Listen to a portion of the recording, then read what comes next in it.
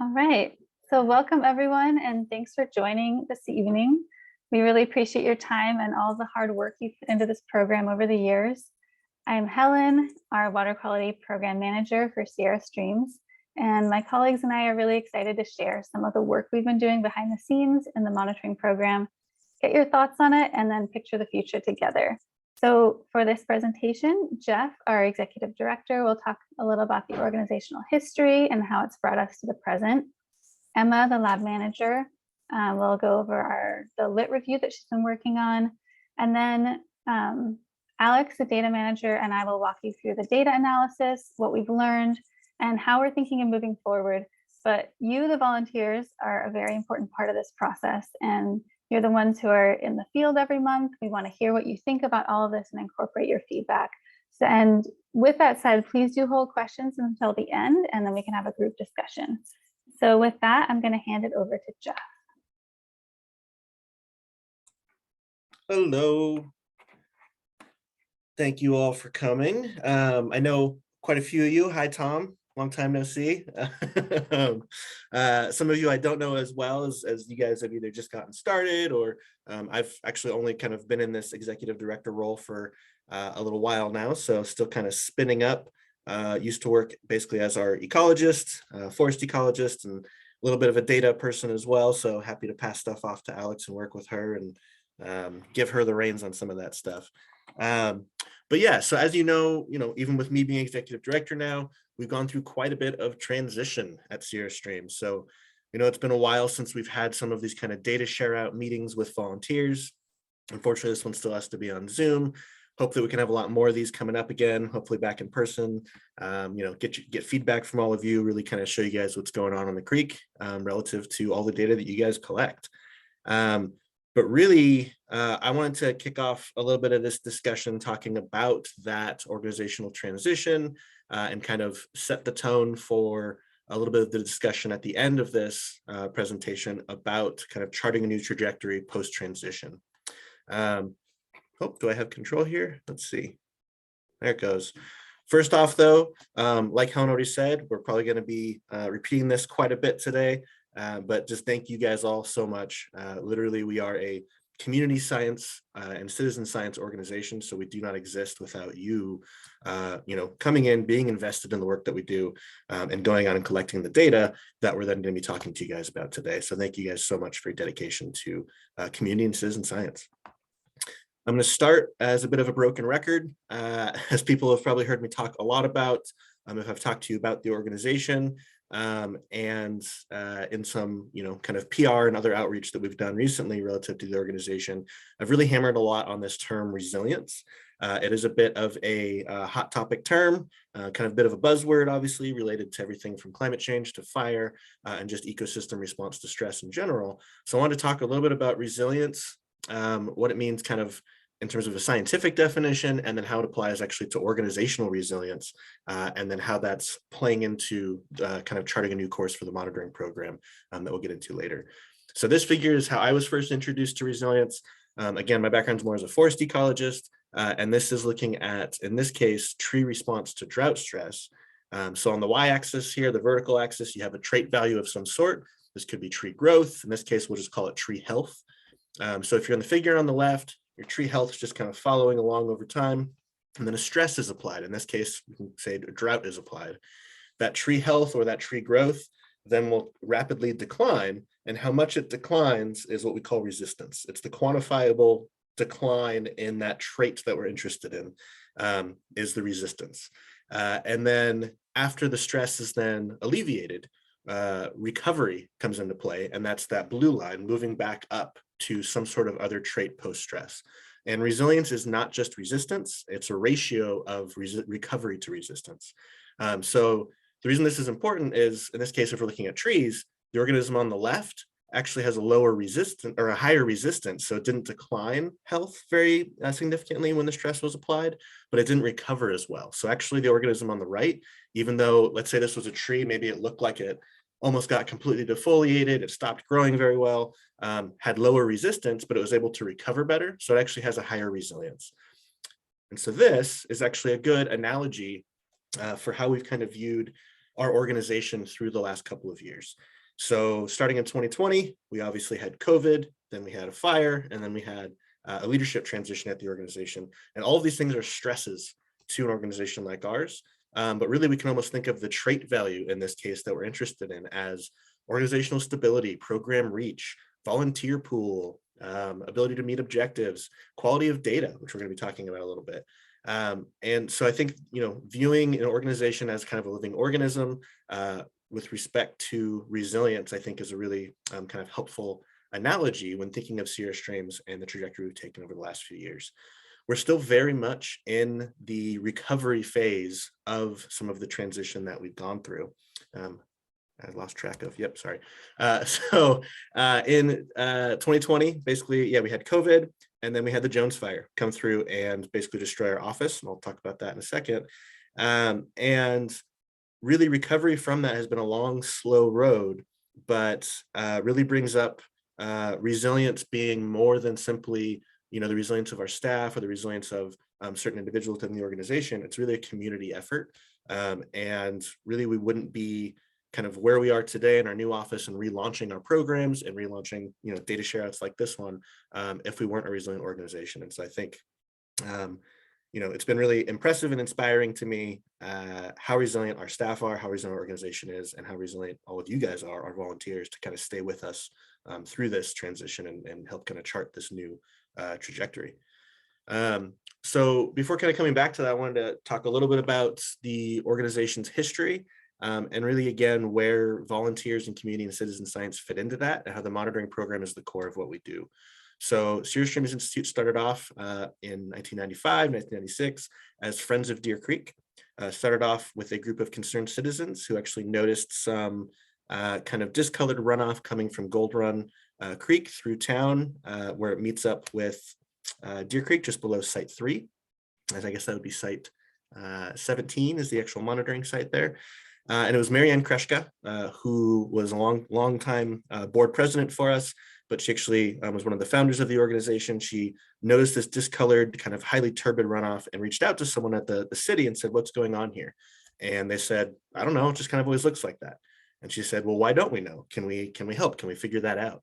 And so she reached out to a retired chemist in the region, John Vanderveen, who was our founding chemist, and said, "Hey, can we kind of bring science into this and standardize some methods to really put science in the hands of the people to allow us to monitor, our local stream and our local environmental conditions in a way so that we can ask that question, what's going on here? Can we explain what's going on?" So John, who is now still with us and still helped with the lab rebuild, and I'm sure many of you have all met him or have met him in the past, he put together some standards, some methods, some instrumentation to allow basically a really highly standardized, scientifically rigorous approach to monitor the stream.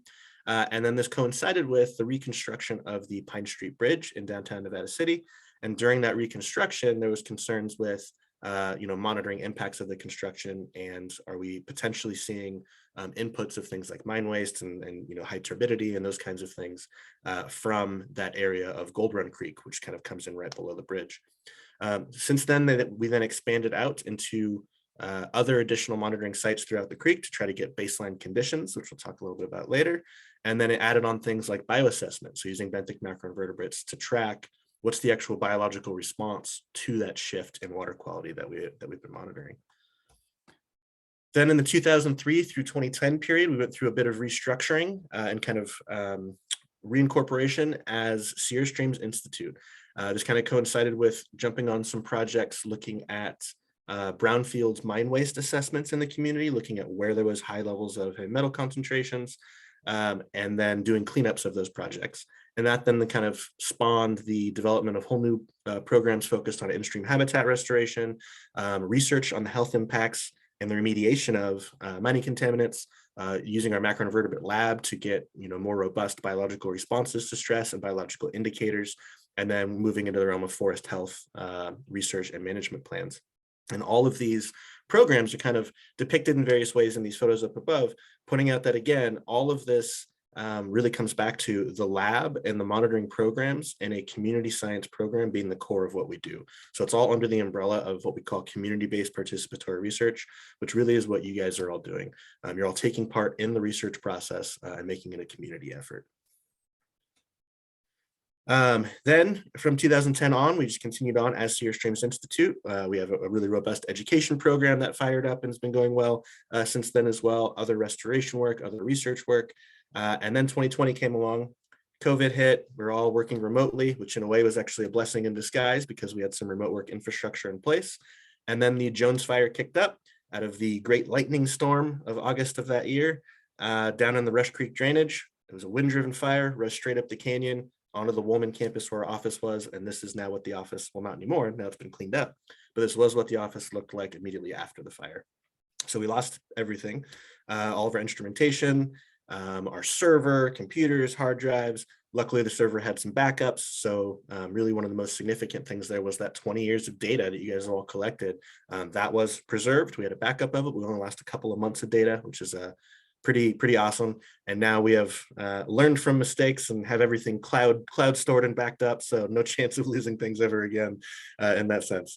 And really the recovery from this, again, not to again be broken record about the resilience aspect, but our resilience to this stress really depended on community. So right after this was basically when Helen had been working with us and launching the lab again out of Sierra College. So they were gracious enough to allow us to run our lab out of a empty classroom at the time.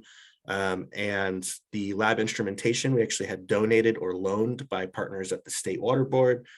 We had local regional organizations reach out to us, Circle, Berryville Land Trust, Sierra Fund, and just say, how can we help? Can you guys want to run your program out of our lab temporarily? Can we help give you some resources?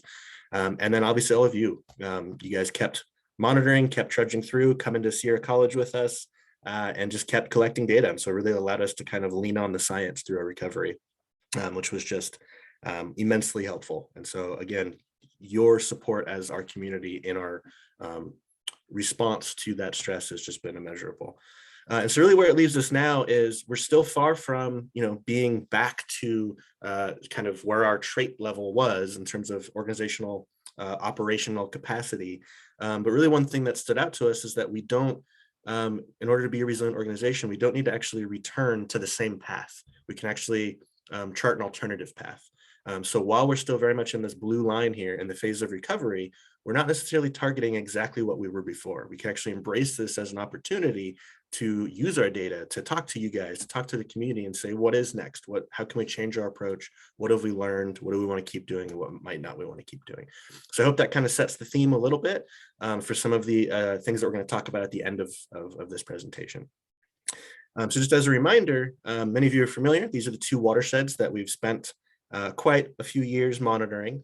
The bottom right watersheds, the Deer Creek watershed with flow going from the upper right to the bottom left. It's a sub-watershed of the Yuba River. We've been monitoring it for the better part of 20 plus years, which is extremely impressive. Not many programs, including academic, have 20 years of data on the same watershed.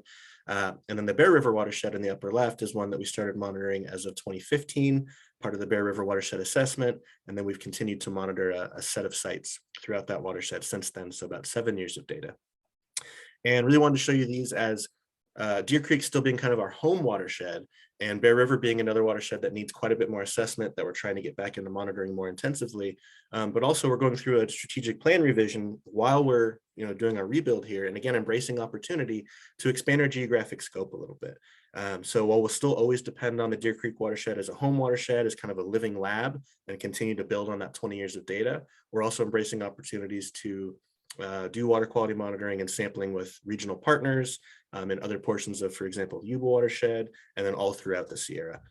So we are Sierra Streams Institute, and we're not going to be, stay entirely regionally constrained, but we are going to focus still on leveraging that home watershed and that living lab aspect of the Deer Creek watershed. So now I'm going to pass it off to Emma Walker, our river scientist, who's going to talk a little bit about the iterative nature of water quality monitoring programs. Thanks, Jeff. So yes, after 20 years of water quality monitoring along Deer Creek, we are taking a look back at our program and the data that you, our volunteers, have helped collect. In conjunction with this process, we reviewed relevant literature to better understand water quality program design and implementation. And so I wanted to share this quote with you, published in a review of water quality monitoring networks, because I think it sums up this process. So the water quality monitoring program, sorry. Oh, okay. The water quality monitoring program must also be flexible, since the monitoring network design may need to be modified at a later stage as deemed appropriate. The network design procedure is therefore an iterative process in which any information gained since the last iteration may lead to revisions in the network design at each new iteration. Next slide. And so some key takeaways from our literature review are that there is no universal or standard methodology for water quality monitoring programs. In fact, programs vary widely in the criteria used to establish their monitoring frequency, so how often they monitor, the number of sampling sites, the location of sampling sites, and the tested parameters, things like DO, conductivity, temperature, things that you routinely help us collect. The second is that long-term data sets, like the one you have helped us build over the last 20 years, are very rare. However, they are essential to providing us with information about the state and health of our watersheds over time. And third, low frequency monitoring, that is to say monitoring that occurs only a few times per year, can be useful for characterizing background or average conditions in our watershed. And so, using the data that you have helped to collect, we have been able to statistically determine trends in our parameters over time and to understand the ambient conditions of Deer Creek. And so I'm going to pass it now to Helen and Alex, who are going to tell us a little bit more about these trends. All right, so the goal of our analysis and of this meeting is to understand how effective our monitoring program is. This is an example of the iterative process that Emma talked about. And we're basically taking the information we've gained so far, the data that you've all been collecting, and asking questions about our methods, including whether we need to monitor monthly. So Alex is going to explain how she looked to the data to answer this question. Okay, so I won't be going over all of our parameters that you guys collect for us, but because that would be too many. But I'll be going over 3. So this first graph is of water temperature, and it's for the entire monitoring period up until 2020, so 2001 to 2020. And each point is a sampling period, and you can really see the seasonal fluctuations in the degrees Celsius, which is on the y-axis. Yeah, it's really high in the summer, it's low in the winter. It's, you know, as predicted. And we wanted to know if we simulated quarterly sampling, if we would still be able to see this exact trend. And this graph is with quarterly sampling, where we used our monthly data and we just removed all the months and only kept 1 per season. And if I go back and forth, you can see that the trend still is pretty clear. So water temperature, at least, is pretty much, the trends are still pretty much covered if we monitor quarterly. So another important parameter is dissolved oxygen, which is very important for fish and other wildlife in the creek. And this is the same from 2001 to 2020, and milligram per liter on the y-axis. And you can see that the red line shows the overall trend, and dissolved oxygen is decreasing across the watershed. This is occurring across a lot of watersheds in the Sierras, because as water temperature increases due to global warming and warmer summers, dissolved oxygen decreases. And this graph is for monthly monitoring. So again, every point is a different sampling period. And if we switch to quarterly, you see that the trend's actually a little clearer. The monthly monitoring actually kind of hid the true trend a bit because of the all of the noise. And it's still the same overall trend where dissolved oxygen is decreasing over time. But this isn't really the case for every parameter. E. coli, if we switch between monthly, which is this graph, and the year is on the x-axis, and MPN, or most probable number, is like the unit we use to calculate E. coli, and this is in log form because they get kind of up there. This is monthly, and this graph is the same graph but quarterly. You see that we don't actually get the extremes, which is important for something like E. coli, because that will determine whether or not we're going to advise like Pioneer Park to put up a sign so that the dogs and the children don't go into the creek in the middle of summer and get sick. So for something like E. coli, quarterly sampling doesn't quite cover it. So instead, for hotspot sites like Site 15, we would be monitoring more than once per season, and mainly focusing on when the water quality or the water level gets low, or there's a storm which is causing all the runoff to go into the water. And as you can see in Site 15, most recently in 2021 and 2022, the peaks are in spring and summer. That red line that you see is the cutoff point for when the EPA has decided that it's no longer safe to swim, or it's no longer safe to put your head underneath. So that's when we start to get pretty concerned. And I'll pass off to Helen about what this means. All right, so how we interpret this is that switching to quarterly monitoring on Deer Creek will save time as well as resources from running fewer lab samples. And in some cases, it might even give us a better overall picture of seasonal trends. And in addition, I think we can actually do a better job monitoring those seasonal spikes that we saw in E. coli with a targeted monitoring program at some sites in the warmer months, as well as monitoring during winter storms. So this will get us a better idea of those spikes than the scheduled monthly monitoring would, which, you know, we might hit it, we might not on our monitoring week. Next slide. So the next big question we asked is, where do we monitor and what does it tell us about the watershed? So the past 20 years, you've all been collecting some very important baseline data about the health of Deer Creek watershed. And it's allowed us to see some important things. And now we're able to ask, are all of these sites showing different trends, or are there some sites that track each other closely and therefore may be redundant? So Alex is going to walk us through how she went about answering that question. Okay, so there are a few in the Deer Creek watershed. There are a couple clusters of sites. Pioneer Park is an example of them. One of them. There's Site 11, Site 12, and 13, and it covers upstream of the park, downstream of the park, and in the middle of the park by the big grassy lawn that's now become a pseudo dog park. And so I'm going to explain how I went through the process for Pioneer Park, but just know that we went through this process for all of the clusters we could think of for the watershed and anything potentially related, just like trying to brainstorm any potential good indicator sites for the watershed. So this is a regression graph. On the x-axis is Deer Creek Site 11 for water temperature, and then the y-axis is Deer Creek Site 12. And so it's a 1-to-1 regression. So you can imagine, so for say June 2012, I put, that's basically the 1 point was the x-axis is controlled by what the Deer Creek data was, and the y-axis is controlled by whatever the Deer Creek 12 axis or point was. And the red line is the regression line.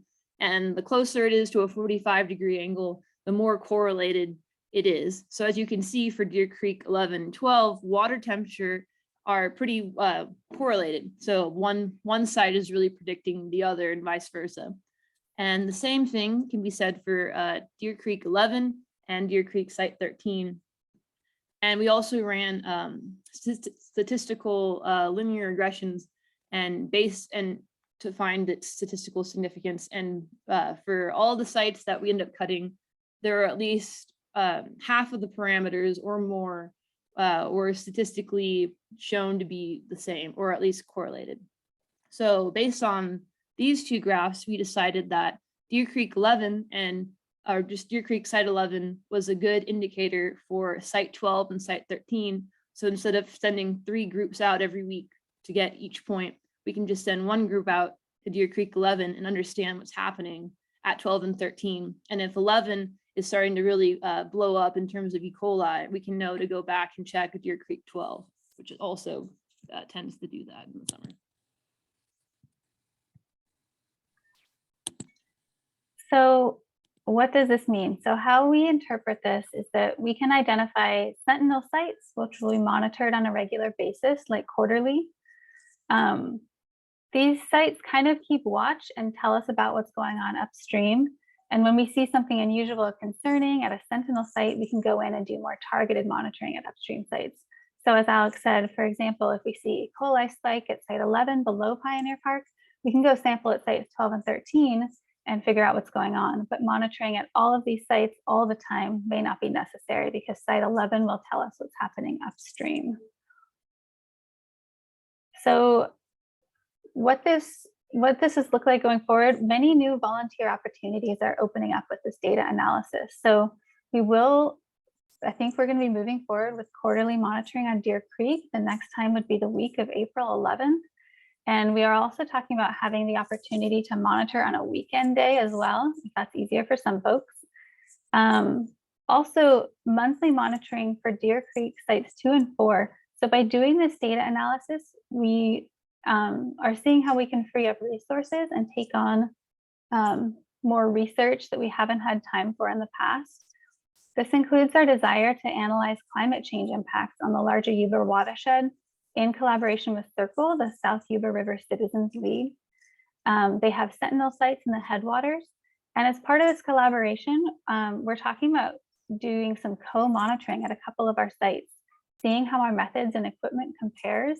And that would be starting in March. So we do have some opportunities for monthly monitoring as well. Bear River monitoring will still be every other month. The next time we'll be going out for that is on the week of April 4th, and we are looking for volunteers for those sites as well. We're seeing that while we may not need to monitor as many sites as frequently, we do need to do a targeted monitoring of bacteria and nutrients in the warmer season, and we also want to start getting a better understanding of how winter storms impact water quality in the creek. So while it is hard to predict when we'll start seeing those bacteria spikes or when it will rain, we hope to have a pool of volunteers who would be willing to go out and monitor when it's needed. And I do want to say that if you're in a targeted monitoring group, there is no pressure to say yes when we call you. If we call and say like, hey, we saw higher than usual levels of bacteria at site 11, would you be able to go monitor this week and maybe potentially for several weeks after? You only say yes if that sounds like a fun thing to do this week and you have the time. The more people we get in these targeted groups, the easier it will be to find a couple of people who want to take a little hike this afternoon, potentially in the rain. And we're going to have a poll for you to fill out once I've gone through all the new opportunities so you can say what you're interested in. We will be having our physical habitat and benthic macroinvertebrate surveys this year in June and July. We haven't done PHAB in a couple of years now, and we may have some exciting new drone-based methods. This is fairly rigorous work, hiking in or next to the creek. So if you're an adventurous type, we welcome your help. And we have an exciting new board member at SSI. His name is Dave Herbst, and he actually wrote the book on BMIs. He's helping us build out our new BMI lab, and we'll be working on identifying our BMIs down to genus. Formerly, we've been doing to the family level. And we're going to be having a fun Meet the Bugs talk for interested folks soon, followed by hands-on training sessions. And finally, we have our annual intercalibration on Saturday, May 28th at 10 a.m. So this is with Circle and Wolf Creek Community Alliance, our partnering organizations. This is a really important event where we come together and calibrate not just our equipment, but also our methods. So do 2 groups of volunteers in the same place at the same time, measure the same things. We are hoping to get as many of you out there as possible, helping us check our methods. So please put this date on your calendar. And the last couple of things, we will be expanding our work in the Sierra, also under collaboration with Dave Herbst, who has several sentinel sites of his own in other locations in the Sierra. And we'll be potentially building an eDNA lab. So if you got any experience with that, love to hear from you. Emma is going to put the Google poll in the chat so you can click on that. You don't have to do it right now, but just open your browser, and maybe when we're done, let us know what you're interested in participating in the future. So this is our updated site list, potentially. The changes we're considering making are, first, moving to quarterly monitoring schedule, and two, reducing some sites to when needed, as they won't be sentinel sites. So for example, dropping site 5 as it is tracked well by site 6, dropping site 9 as it's tracked well by site 10, dropping the 2 Pioneer Park sites 12 and 13 as they are tracked well by site 11. And then site 16 tracks site 15 for most parameters except for E. coli. And so we're talking about moving to a more seasonal schedule with that. So probably just the low flow seasons, monitoring those parameters. Okay, so now is the time for your questions, thoughts, feedback. Do you have questions about your site or monitoring frequency or about anything else?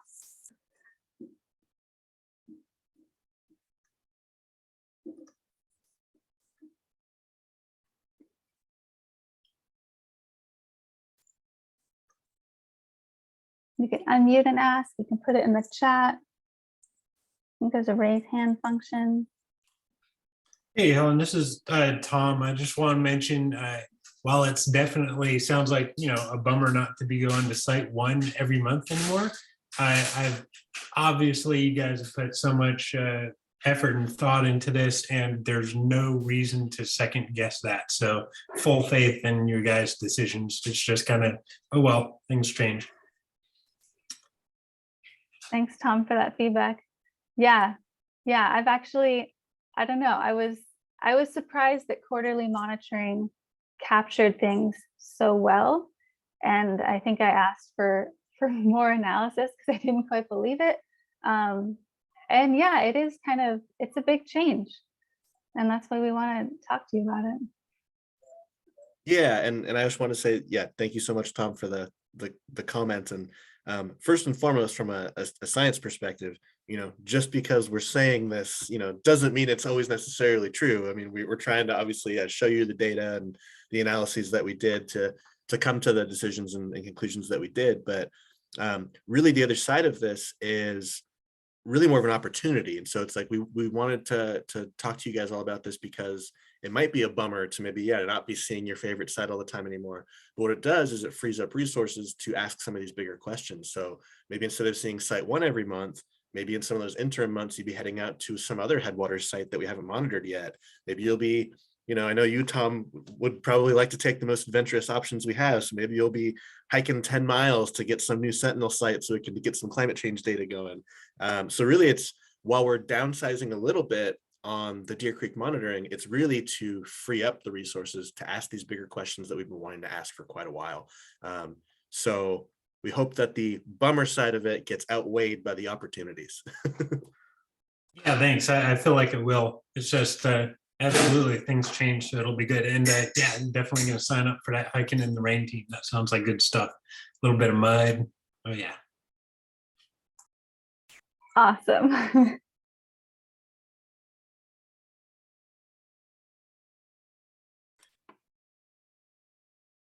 I'll just kind of throw in as maybe people are thinking of some questions and comments of just other examples of what we're able to do with, again, the data that you guys collect, and maybe even changing up our approach and doing stormwater monitoring. After the river fire, the county was really interested in if they go do emergency response for erosion control at a lot of the properties that got impacted by that. How effective was that? And so they actually reached out to us and utilized some of our data from before the fire, upstream of the fire and downstream of the fire on the Bear River. And Alex and Jane and others got to go out and do some stormwater sampling. And that's absolutely the kind of stuff that we'd love to have volunteer support in, where, again, that data is being utilized by the County Office of Emergency Services, by the California Office of Emergency Services, to say what worked and what didn't in terms of erosion control. So really doing more of these targeted sampling schemes and kind of as needed, I think, is really an exciting opportunity.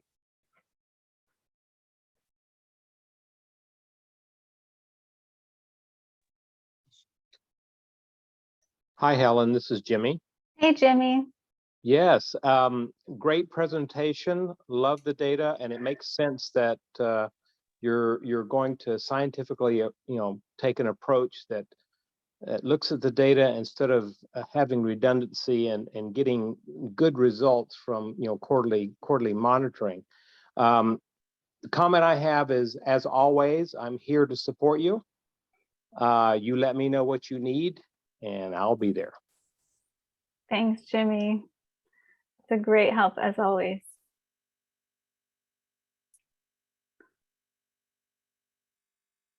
Diana commented that she really likes seeing the results charted out over the years.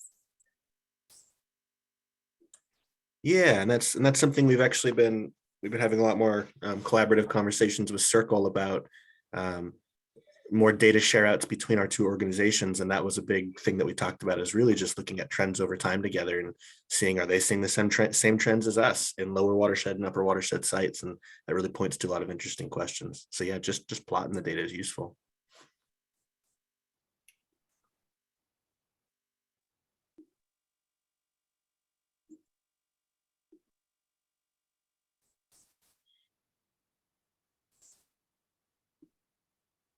Any other thoughts? Has everyone able to get the Google form?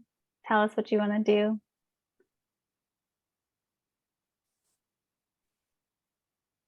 Hey, Alana. Hi. I cut beat my I just noticed my red hands. I just wanted to say, I think it was such a wonderful presentation to get to a better understanding of what's going on behind the scenes. I've only been volunteering for less than a year. And I'm on the board at Briar Patch, and it's exciting to hear what you're doing as far as collaboration with other similar organizations, because that's something that we talk about also. And it's also exciting to hear you talk about resilience and preparing to be resilient, because we felt like for the longest time, pivot was our word, because every time there was a new disaster, we had to pivot the plan and still move forward. And it's exciting to hear that you guys are also pivoting and moving forward. Thank you for that feedback. Yeah, I think some staff roll their eyes at how often I say the term resilience. So maybe I'll switch to pivot. Yeah.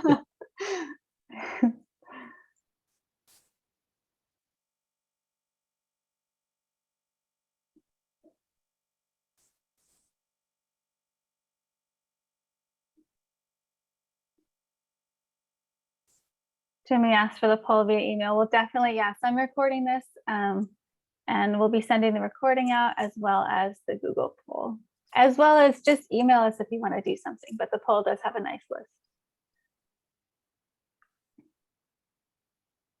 Emma, did you want to chime in?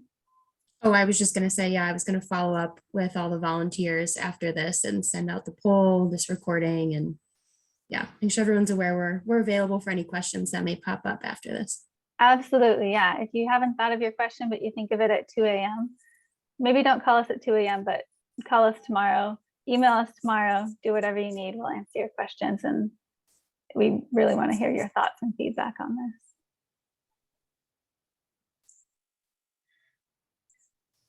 Okay, so Michael's asking, so from now on, will volunteers need to sign up again for their sites going forward? We're going to be in contact with all of you about a schedule. I mean, I'm hoping we can still have folks, if you have a site that you monitor and want to continue monitoring, we're going to just go with that. The only difference would be schedule. So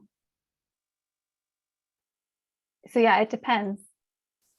If you have a site you're into and you want to keep going with, then that's great. And if you have been bouncing around, we can find a site for you. And potentially find new sites for you as we identify some other opportunities. Yeah. Yeah.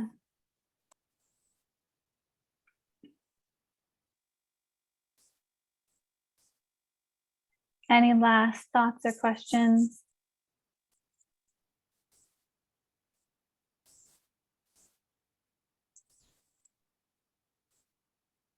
All right, well, thank you all for being here, for listening, for sharing your feedback now and in the future.